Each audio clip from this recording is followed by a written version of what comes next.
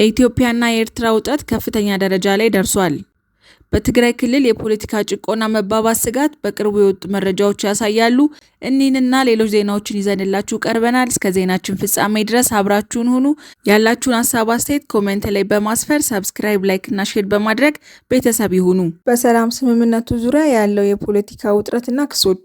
የትግራይ ክልልን የሚመለከት የፕሪቶሪያው ስምምነት ከተፈጸመ በኋላ የተፈጠረው አዲስ የፖለቲካ ውጥረቶች ትኩረትን ስበዋል። ስምረት ፓርቲና ህወሓት በቅርቡ ከህወሓት ተገንጥሎ የተመሰረተው ስምረት ፓርቲ ህወሓት በውስጡ አመራር ላይ የገጠመውን ቀውስ ተከትሎ የክልሉን ፖለቲካዊ ችግር ለመፍታት አቅም እንደሌለው በይፋ ከሷል። በሌላ በኩል የትግራይ ጊዜያዊ አስተዳደር ስምረት ፓርቲን በክልሉ የጸጥታ አለመረጋጋት በመፍጠር መውቀሱን ቀጥሏል። የደቡባዊና ምዕራባዊ ትግራይ ዕጣ ፈንታ የፌዴራል መንግስትና የትግራይ አስተዳደር በፕሪቶሪያው ስምምነት ላይ የወሰኗቸው ዋና ዋና ጉዳዮች በተለይም የደቡባዊና ምዕራባዊ ትግራይ አስተዳደር ዕጣ ፈንታ ላይ ቀጣይ እርምጃ ምን እንደሚሆን በቅርብ ይጠበቃል። የኢትዮጵያ ኢኮኖሚ ዋና ፈተናዎች የሆኑት የዋጋ ግሽበትና የውጭ ምንዛሬ እጥረት ላይ መንግስት እየወሰዳቸው ያሉ እርምጃዎች ዋና ዜና ሆነዋል።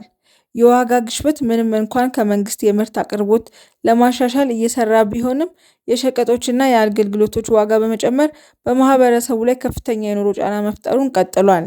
የውጭ ምንዛሬ እጥረት ለኢንዱስትሪዎች ግብርና የሚያገለግሉ ጥሬ ዕቃዎችን ለማስገባት የውጭ ምንዛሬ እጥረት መባባሱ ብዙ ፋብሪካዎች በአቅማቸው ሙሉ በሙሉ እንዳይሰሩ አድርጓል።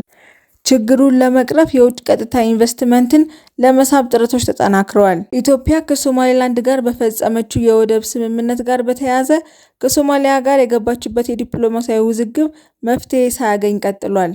የአፍሪካ ህብረት ሚና ውጥረቱን በምስራቅ አፍሪካ ክልላዊ መረጋጋት ላይ የፈጠረውን ስጋት አሳሳቢ በመሆኑ የአፍሪካ ህብረትና የምስራቅ አፍሪካ የልማት በይነ መንግስት ድርጅት ሁለቱ ሀገራት በድርድር እንዲፈቱ የሚያቀርበውን ግፊት ቀጥሏል። የኢትዮጵያ ምግብና መድኃኒት ባለስልጣን ኢኤፍዲኤ የአልኮል መጠጦችን አጠቃቀም ለመቆጣጠር በወሰዳቸው እርምጃዎች ዙሪያ የተሰማው ወሬና እውነታ ትኩረት ሰጥቷል። በተለያዩ የሀገሪቱ ክልሎች የዜጎች ደህንነትና መረጋጋት ላይ ያተኮሩ ሪፖርቶች ቀርበዋል። በኦሮሚያና በአማራ ክልል ያለው የጸጥታ ሁኔታ በአንዳንድ የኦሮሚያና የአማራ ክልል አካባቢዎች ያለው የጸጥታ ሁኔታ አሁንም ፈታኝ እንደሆነ ቀጥሏል።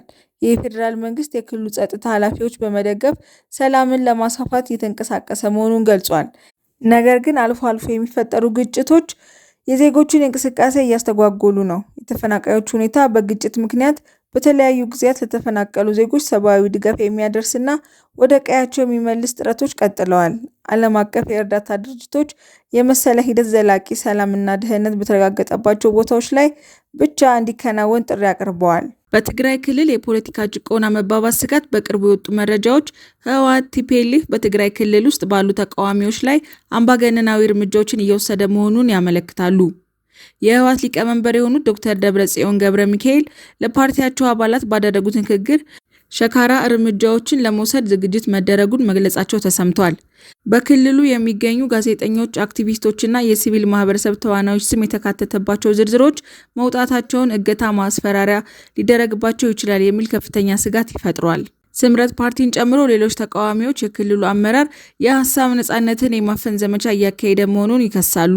የኢትዮጵያና የኤርትራ ውጥረት ከፍተኛ ደረጃ ላይ ደርሷል። በሁለቱ ሀገራት መካከል ያለው ግንኙነት በቅርቡ በተፈጠረው የባህር በር ፍላጎት ምክንያት ከመቼውም ጊዜ በላይ ውጥረት ውስጥ ገብተዋል።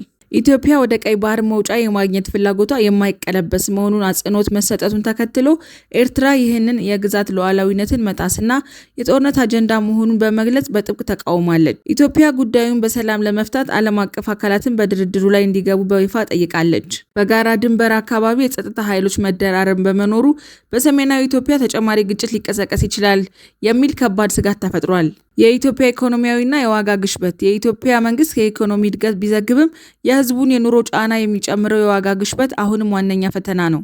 በውጭ ምንዛሬ እጥረት ምክንያት ብዙ ፋብሪካዎች በአቅማቸው ሙሉ በሙሉ መስራት አልቻሉም። የኢትዮጵያ ምግብና መድኃኒት ባለስልጣን ኤፍዲኤ በአልኮል መጠጥ ላይ በተለይም በዲጂታል ሚዲያዎች ላይ የማስታወቂያ እገዳውን ለማስፋፋት እየተዘጋጀ ሲሆን ይህን በምርት ዘርፉ ላይ ተጽዕኖ ይኖረዋል። የታላቁ ህዳሴ ግድብና የድርድር ሁኔታ። የታላቁ ህዳሴ ግድብ የሚመለከቱ 3 ሀገራት ኢትዮጵያ፣ ሱዳን እና ግብጽ ድርድሩ በአሁኑ ወቅት የደረሰበትን ደረጃ ትኩረት ስቧል። ግብጽና ሱዳን በዋናነት የግድቡን ውሃ ሙሌትና አጠቃቀሙን በሚመለከት ባላቸው አቋም ላይ ኢትዮጵያ ባላት አቋም መካከል ዋና ዋና ልዩነቶች በመኖራቸው የቅርብ ጊዜ ድርድሮች ውጤት አልባ እንደሆኑ ተዘግቧል። የኢትዮጵያ መንግስት የግድቡን 4ኛ ዙር የውሃ ሙሌት በተሳካ ሁኔታ ማጠናቀቁን አረጋግጦ የግድቡን የግንባታና የመብራት ኃይል የማመንጨት ስራዎች በእቅድ መሰረት እንደሚቀጥሉ ገልጸዋል። ኢትዮጵያ ጉዳዩ በድርድር እንዲፈታ ፍላጎት ያላት ሲሆን በተመሳሳይ ግን የሉዓላዊነትና የልማት መብቷን የማትደራደርበት አቋም ይዛለች። የሶማሌ ክልል አስተዳደር በክልሉ የተጀመሩ የልማትና ኢኮኖሚያዊ ፕሮጀክቶችን በማጠናከር በክልሉ ውስጥ ያለውን የስራ አጥነት ለመቀነስ የሚያስችሉ አዳዲስ ኢንቨስትመንት እድሎችን ለማመቻቸት እየሰራ መሆኑን ገልጸዋል። የክልል አስተዳደሩ በጎረቤት ሀገራት በተለይም ከሶማሌ ጋር ባሉት የድንበር አካባቢዎች ላይ የጸጥታ ለመረጋጋትን ለማረጋገጥ እና ንግድን ለማጠናከር ከፌዴራል የጸጥታ ኃይሎች ጋር በጋራ እየሰራ መሆኑን አስታውቋል። የፍትህ አካላትና የጸረ ሙስና ዘመቻ የፍትህ ስርዓቱን ለማሻሻልና የመልካም አስተዳደር ችግሮችን ለመፍታት በሚደረገው ጥረት ላይ አዲስ መረጃ ቀርቧል። በቅርቡ በፌዴራል የስነ ምግባርና ጸረ ሙስና ኮሚሽን አማካኝነት የህዝብ ሀብትን ያባከኑ ወይም በሙስና የተጠረጠሩ የቀድሞ ከፍተኛ የመንግስት ባለስልጣናት እና የድርጅት አመራሮችን የሚመለከት አዲስ የምርመራ ክስ ፋይል መከፈቱ ተገልጿል። ይህ የመንግስት ሙስና ላይ ያለውን ቁርጠኝነት ለማሳየት ያለመ እርምጃ ተብሏል። የፍትህ ሚኒስቴር ዜጎች በቀላሉ የህግ አገልግሎቶችን እንዲያገኙ ለማስቻል በሀገር አቀፍ ደረጃ አዳዲስ የህግና የፍትህ ማዕከላትን ለማስፋፋት ስራ እያከናወነ ነው። አድማጭ ተመልካቾቻችን እየተከታተላችሁን ስለሆነ ከልብ እያመሰገንን ያላችሁን ሀሳብ አስተያየት ኮሜንት ላይ በመጻፍ ሰብስክራይብ፣ ላይክ እና ሼር በማድረግ ቤተሰብ ይሁኑ።